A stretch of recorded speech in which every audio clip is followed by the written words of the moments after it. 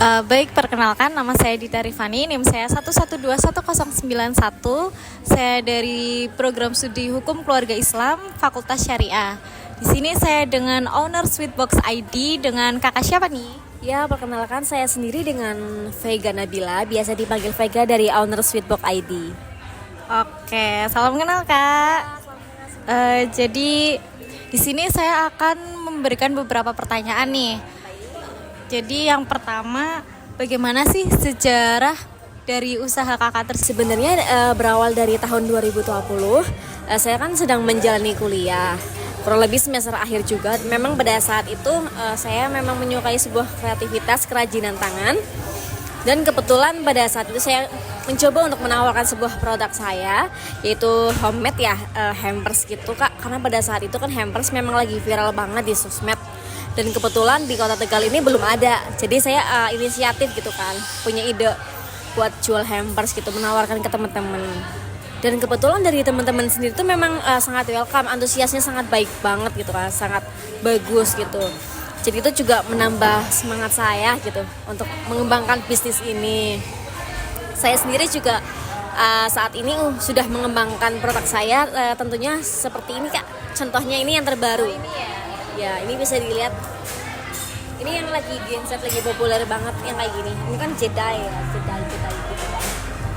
Jadi Ini ya, ini lagi terbaru banget, lagi booming banget, lagi viral. happening banget ya. Ya, sama ini lagi kebanyakan buat wisuda sekolah ya Kak ya. Sama anak-anak juga bisa ya, Ya, buat dari bisa guru semua. ya. Ya, bisa semua.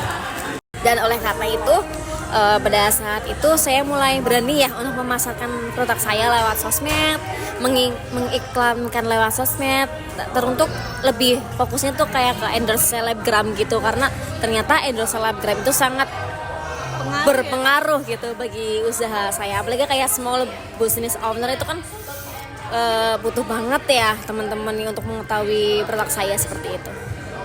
Biar semakin banyak yang tahu ya Kak ya. Ya bener banget, kita harus seluas-luasnya sih, memasarkan seluas-luasnya dari semua kalangan. Untuk kendalanya sendiri kira-kira apa aja nih kendala dari usaha ini?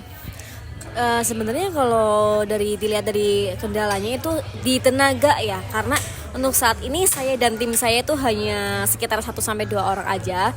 Itu pun hanya menyesuaikan sama orderan gitu loh. Jadi mungkin sama ini galeri ya, karena galeri kita tuh masih di rumah, masih satu tempat sama rumah gitu. Untuk solusinya sendiri gimana nih Kak buat mengatasi permasalahan tersebut? Sebenarnya kalau dilihat dari solusi sendiri dari saya, kemungkinan bisa untuk memaksimalkan dalam produksinya gitu, karena kan produksi kita tuh sangat berpengaruh ya dalam tim gitu. Sama ini kalau mengenai galeri itu mungkin saya lebih untuk memaksimalkan dari tempat ya, untuk lebih strategis, jadi banyak diganti sama orang. Kalau buat modelnya sendiri kalau boleh tahu awalnya sekitaran berapa ya Kak? Sebenarnya untuk modal awalnya itu nggak terlalu besar ya Kak, jadi rank sekitar 1-2 jutaan aja. Karena juga model itu kan saya dapat dari awal-awal yang saya menawarkan produk ke teman gitu kan, requestan dari teman-teman sebelumnya. Jadi saya kumpulin tuh untuk mau ngembangin usaha ini. Jadi kayak buat muter lagi gitu ya? Benar sekali. Ngomong-ngomong untuk pelanggan nih Kak, kira-kira dari mana aja sih pelanggannya tuh?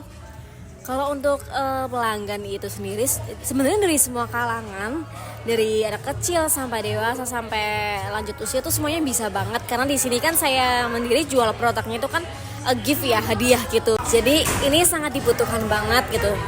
Apalagi pada saat perayaan tertentu kayak misalnya ulang tahun, wisuda gitu dan lain-lain sebagainya, banyak banget sebenarnya. Iya, terus sekarang anak kecil juga banyak ya yang pesen juga ya. Banyak banget, terutama dari anak SD ya. Biasanya tuh anak SD itu kan ranknya, uangnya tuh kan sedikit ya Kak.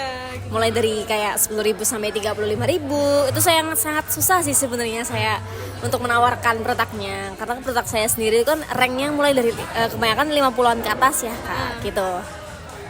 Oke. Yang terakhir nih Kak, jadi kira-kira pesan-pesan apa nih yang bisa disampaikan ke penonton? Sebenarnya satu sih yang paling susah, yaitu konsisten itu sangat susah banget, apalagi kita zaman Gen Z ya, Gen Z gitu kan. Suka labil. Ya kadang kayak males, ada orderan males, kadang nolak, kadang iya, kadang mau. Kalau lagi butuh doang kadang kita baru mau ini kayak bikin pesanan gitu. Tapi untuk sekarang kayaknya nggak gitu lagi deh, harus lebih konsisten sama mengatur manajemen waktu sama keuangan, jadi lebih berkembang bisnisnya. Jadi nggak bisa mut-mutan gitu aja ya kayak. Nggak bisa sih, itu sangat ya sebenarnya kadang bosan, namanya bosan kan pasti ada, cuman kalau dilihat dari untuk kedepannya kan kita juga butuh biaya untuk kembangin usahanya, jadi ya harus tekun gitu. Udah selesai nih. Terima kasih sebelumnya Kak waktunya.